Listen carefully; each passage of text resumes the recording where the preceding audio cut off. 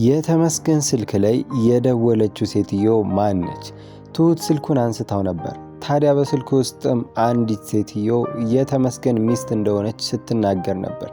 ታዲያ ይሄ ነገር እውነት ይሆን ወይስ ደግሞ ተመስገን እየተጫወተባት ነው? እስቲ ግን ከዛ በፊት ዛሬ ላይ ናቲ ተዋርዷል፣ ሁሉም በተሰበሰበበት እና ናቲ በመዋረዱ ደስ ያላችሁ አንጀታችሁ ቅቤ የጠጣ ይሄን ቪዲዮ እስቲ አንዴ ላይክ እያደረጋችሁ። ታዲያ ትሁት የተመስገንን ስልክ ስታነሳው በተመስገን ስልክ ውስጥ የሆነች ሴትዮ የተመስገን ሚስት እንደሆነች ስትናገር ሰምተናታል። ታዲያ ይሄ ነገር ምን ያክል እውነት ሊሆን ይችላል የሚለውን ነገር ስናይ ከደቂቃዎች በፊት እንግዲህ የአባዬ ሚስት ጠፍታ ከዛም በኋላ ከእድል ጋር ተገናኝታ ነበር። እድልም እንግዲህ ለተመስገን ደውላ ከእሷ ጋር እንደሆነችም ነግራው ነበረ። ታዲያ በዚህ ሰዓት እንግዲህ ትሁትም እንዴት ላንተ ቀድማ ደወለችልህ በሚለው ነገር የሆነ ቅናት ቢጤ ነገር ተሰምቷት ነበር። ታዲያ በዚህም እንግዲህ ተመስገን ደስ ብሎት ነበር። በሱ ስለቀናች ምን ያክል ትወደኛለች የሚለውን ነገር ስላሰበ በቅናቷ በጣም ተደስቶ ነበር።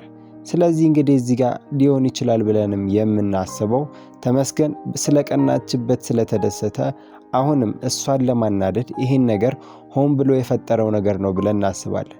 ምክንያቱም እዛ ጋር ሆን ብሎ ስልኩን ጥሎ የሄደ ይመስላል። ስልኩን ጥሎም እዛ ጋር ሄደ።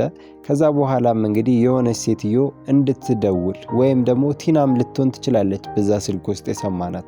ከዛ እሱ ስልኩን ትቶት ይሄዳል። ያቺ ሴት ስትደውል ስልኩ ሲደወል እንዳልሰማው ሆኖ ትሁትም እንግዲህ ባሌ ነው የሱ ስልክ ነው ብላ ማንሳቷ ስለማይቀር እሷ እንድታነሳው ያደርጋል። ከዛ በስልኩ ውስጥም እንግዲህ ያዘጋጀላትን ፕራንክ እንግዲህ ያው እሷም የሰማችው ይሆናል ማለት ነው እንጂ ይሄ በፍጹም እውነት ሊሆን አይችልም።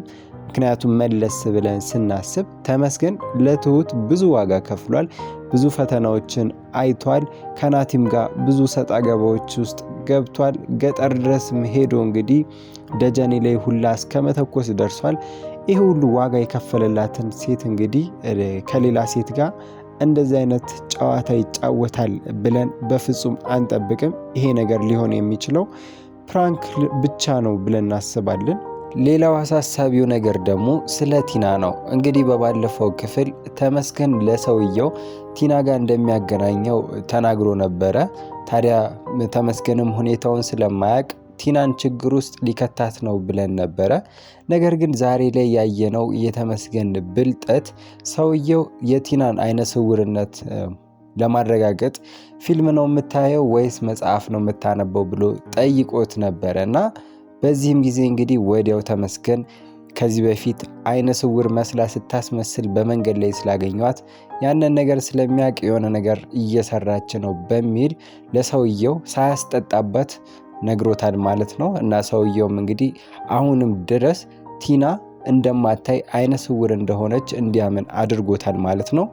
ስለዚህ እዚህ ጋር ቲና ከዚህ በኋላ ችግር ውስጥ ትገባለች ብለን አናስብም። ምክንያቱም ደግሞ ተመስገን አይነ ስውር እንደሆነች እንግዲህ አሳምኗቸዋል ማለት ነው። ሌላው እንግዲህ ምናልባት ችግር ውስጥ ልትገባ ትችላለች ብለን የምናስበው ወደ እነ ትሁት ቤት ምናልባት ከሄደችና ሰዎቹም ደግሞ ምናልባት እሷን ቼክ ለማድረግ ወደዛ አካባቢ ከሄዱ እና ድንገት ከቅርብ ርቀት ሆነው ካዩት በዛ አጋጣሚ እንግዲህ ምናልባት ሊያገኟት ይችላሉ። ግን ደግሞ ይሄንን በቀላሉ ሊያደርጉ አይችሉም። ምክንያቱም እዛ ጋር ተመስገን መረጃዎችን ይነግራታል። ሰዎቹ እየተከታተሏት እንደሆነና እንዳልሆነ ማረጋገጥ ትችላለች ማለት ነው። ሌላው ደግሞ እንደው ድንገት እንኳን ቢይዟት እነዛ ሰዎች አሁንም ቲና አይነ ስውር እንደሆነች ነው የሚያውቁት።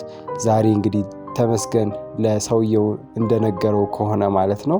ስለዚህ ሰውየውም እንግዲህ ምንም ጥርጣሬ የለበትም። እሷ አሁንም አይነ ስውር እንደሆነች አምኗል። ስለዚህ ድንገት እንኳን መንገድ ላይ ቢያገኟት አይነ ስውር እንደሆነች አስመስላ ሸውዳቸው ልትጠፋባቸው ትችላለች ማለት ነው። በአጠቃላይ ይሄ ድራማ ተንኮል የበዛበት ነበር። አሁን ላይ ግን የምናያቸው ተንኮሎች በሙሉ እየተጋለጡ ነው። እናም እንግዲህ ተንኮል እንደማያዋጣ እንደ ማስተማሪያም ለማድረግ ያሰቡም ይመስላል። ሌላው ደግሞ የምናየው የአባዬ ሚስት ነው። ዛሬ ላይ እንግዲህ አባዬ ለትሁት የአባዬ ሚስት እድልን አክስቷ ስትመጣ ስልኳን ተቀብሎ ቤተሰቦቿን ከመፈለግ ይልቅ እድልን እንዳይወስዱብኝ በማለት እንግዲህ እድልን ደብቃት ነበረ።